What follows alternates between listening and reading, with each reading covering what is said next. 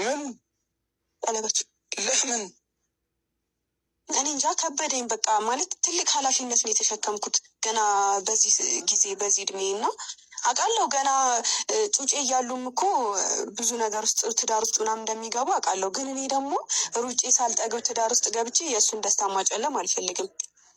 ገባ? ገና ላይፍን አላየሁትም በደንብ። እንዴ ማሰብሽን ቢያውቅ እኮ በቃ ጨልሟል አይደለም እኮ ገባኝ። ለዛ ነው እኔ እሱ ፊት ለፊት ሂጄ መመለስ ያልፈለግኩት ቀለበቱን። ምን እያልሽ እንደሆነ እየገባኝ አይደለም። የሚሻ እውነት ሚኪና አንተ መልስለት። ምን ቀለበቱ ምን ብዬ ነው መልሰው? ኧረ እንሺ መቤት እንዴት ኧረ አርጊው። አላረገውም እኔ ምን ማለት ከአንተ እንደ ወንድም ምናምን ትቀራረባለህ። ካሜራ ይዤ የመጣሁት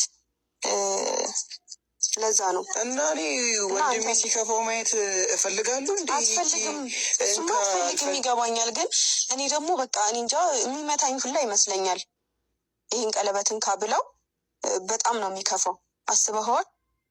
እኔ እኮ ባረገው ደስ ይለኛል፣ ግን ለዚህ ኃላፊነት ብቁ አይደለውም። እኔ እሱን ማስደሰት አልችልም።